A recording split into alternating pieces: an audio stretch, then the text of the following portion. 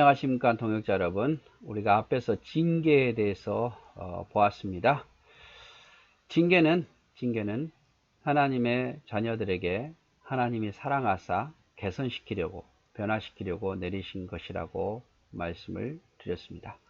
대신 형벌은 뭡니까? 형벌은 불신자들에게 하나님의 공의의 입장에서 벌을 내리신다고 말했고, 징계는 이 땅에서만 적용이 되고, 형벌은 악인들에게 있어서는 이 땅뿐만 아니라 내세에서도 적용이 된다고 말씀을 드렸습니다. 그러나 징계나 형벌이 다 똑같은 건 있죠. 그게 뭡니까? 고통스럽고 손실이 있고 그래요. 그래서 믿는 자나 믿지 않는 자나 하나님 앞에 범죄하면 반드시 거기에 대한 아픔이 있고, 또 진노가 있고 손실이 있다는 거. 그래서 죄는 믿는 자든 믿지 않는 자는 범해서는 안 돼요. 불순종하는 게 죄니까 늘 순종하며 사는 것이 가장 복된 삶이죠. 자, 오늘은 형벌에 대해서, 믿지 않는 자에게 내리는 형벌에 대해서 보도록 하겠습니다. 자, 형벌은 하나님의 공의에서 나온다라고 말씀을 드렸어요. 징계는 하나님의 사랑에서, 하나님을 그 자녀들을 사랑해서 있지만, 형벌은 하나님께서 이미 선언한 게 있어서 그 선언한 대로 하는 게 형벌이에요. 그리고 믿지 않는 자들에게 하는 거고, 하나님께서 불의한 자를 심판날까지 형벌 아래 두신다고 말씀하고 있습니다. 하나님은 악인의 멸망을 결코 기뻐하지 않으시기 때문에 오래 참고 기다리십니다.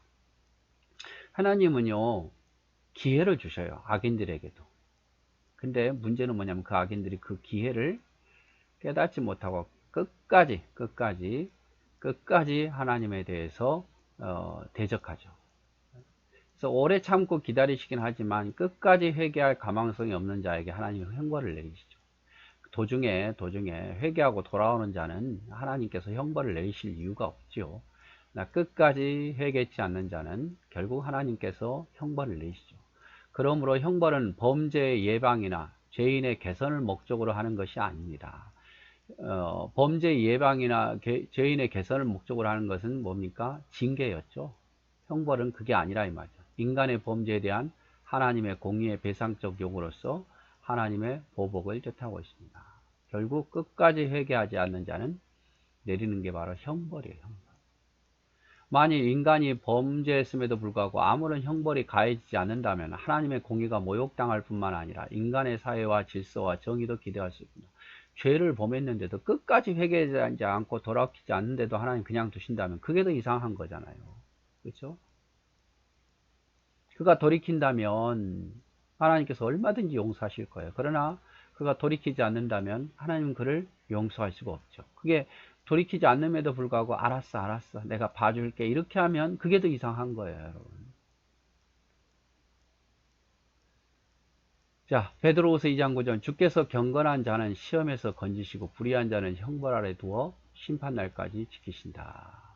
경건한 자, 하나님께 돌아오는 자, 회개하는 자는 시험에서 건져내시지만 끝까지 회개치 않고 돌아오지 않는 자는 형벌 아래 두어 심판날까지 가게 된다. 욥기서 34장 11절, 사람의 일을 따라 보응하되 각각 그 행위대로 얻게 하시나니.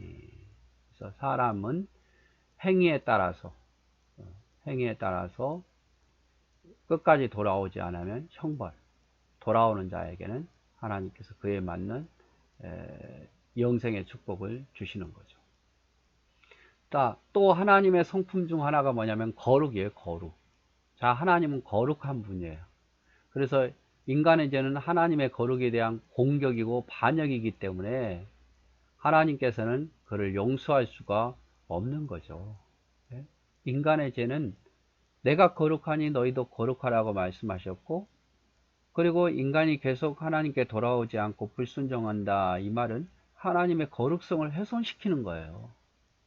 내가 거룩하니 너희도 거룩하라는 것을 정면으로 대치하게 되는 거죠. 그러니까 하나님께서는 거룩하신 분이니까 돌아오려고 하지 않는 자, 거룩하려고 하지 않는 자는 하나님께서 형벌을 내릴 수밖에 없다, 이 말이죠. 그래서 인간이 율법을 통해서 거룩한 관계를 하나님과 유지해서 하나님을 만날 수 있고 음성을 들을 수 있는데, 이 죄가 범함으로 말미암아 거룩을 잃어버린 거예요. 그래서 거룩을 잃어버린 자에게 하나님께서는 형벌을 내리실 수밖에 없는 거예요.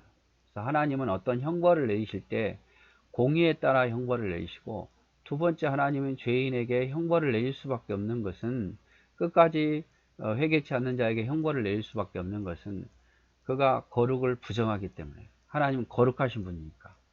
하나님 거룩하신 분이고 죄가 없어야 하시는 분이고, 그를 가까이 하는 자도 죄가 없어야 돼요. 하나님만 거룩할 뿐만 아니라, 구약에 보십시오. 제사장들이 하나님 앞에 나갈 때에 몸을 씻고 옷을 빨고, 조금이라도 부정하면 오지 못하게 하고. 왜? 하나님, 거룩하신 하나님 앞에 오는 자는 거룩해야 되니까. 그런데 끝까지 거룩하기를 싫어해요. 그러면 하나님께서 그에게 형벌을 내릴 수밖에 없는 거죠. 그래서 형벌의 대상인 죄인이라는 것은 율법의 왕선자인 예수 그리스도를 영접하지 않는 자들을 가리키는 겁니다. 그래서 우리가 유일하게 하나님 앞에 거룩하게 설 수 있는 방법은 우리의 죄를 대신해서 죽으신 예수 그리스도의 피의 공로로 거룩할 수 있는 방법밖에 없어요. 그러니까 예수님을 통해서만 우리가 거룩해지는 거예요. 물론 우리는 여전히 죄인이지만 예수님께서 십자가에 죽으심으로 그를 믿는 자는 우리의 모든 죄를 깨끗하게 하시고 거룩하게 하셨다고 선언하시거든요. 그러니까 하나님 앞에 가려면 예수 그리스도를 믿어야 거룩하게 되는 거고 하나님 앞에 설 수 있는데, 끝까지 예수 그리스도를 믿지 않는다는 것은 그 거룩성을 회복할 방법이 없다는 거예요. 그러니까 하나님 앞에 갈 수 없는 것이고, 그렇게 끝까지 주님을 부인하는 자들은 하나님의 형벌을 내릴 수밖에 없다, 이 말입니다. 자, 데살로니가 후서 1장 8절 9절에 보면, 하나님을 모르는 자들과 우리 주 예수의 복음을 복종치 않는 자들에게 형벌을 주리니, 이런 자들이 주의 얼굴과 그의 힘의 영광을 떠나 영원한 멸망의 형벌을 받으리로다. 네. 그래서 하나님은 거룩한 분이니까 거룩하기를 싫어하는 자들에게는, 즉 예수 그리스도로 말미암아 거룩해 되기를 싫어하는 자들은, 죄를 회개하기 싫어하는 자들은 영원한 형벌을 받을 수밖에 없다, 이 뜻이죠.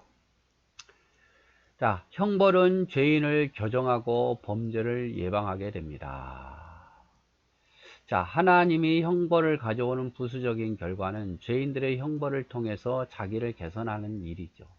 그러나 죄인이 개선된다는 것을 형벌의 목적으로 생각하지만, 그것은 형벌의 목적이 아니라 부수적인 결과일 뿐입니다. 하지만 죄인이 형벌을 통하여 자기 교정을 했다면 그것은 그에게 큰 복이 될 것입니다.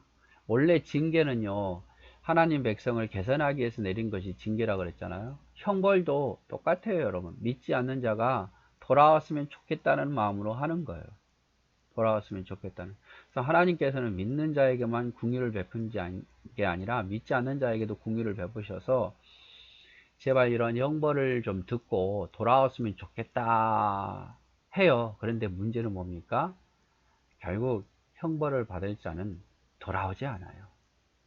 그럼에도 불구하고 그 형벌을 알고 영원한 죽음에 이른다는 사실을 알고 깨닫고 돌아온다면 그에게 큰 복이 되는 거죠. 그래서 예수님을 몰랐다가, 하나님 자녀가 아니었다가 성경에 나오는 여러 가지 진노와 심판을 보고, 아, 내가 거룩해야 되겠다, 하나님을 믿어야 되겠다, 돌아오는 자는 복이 돼요. 그 사람은 이제 더 이상 형벌이 나타나지 않는데, 많은 사람들이 그를 싫어하죠. 그러니까 결국 형벌에 이르게 되는 거예요. 죄인에 대한 하나님의 형벌은 사람에게 죄책의 무서움을 알게 하므로 범죄 예방 효과를 가져옵니다. 그래서 죄인에 대한 형벌이 여러 가지가 있잖아요. 그래서 사람들이 보고, 아, 무섭다 해서 내가 죄를 범해서는 안 되겠구나 라는 예방 효과도 나타나게 되고, 자기를 돌아보게 되고, 그래서 주님을 믿게 된다면, 하나님을 인정하게 된다면 얼마나 좋겠습니까? 근데 이제 무서움을 알게 됨으로 끝나서는 안 되죠. 물론 그것도 죄를 예방하는 데 도움이 되지만, 그러나 두 번째 사망에는 피할 수 없는 거예요.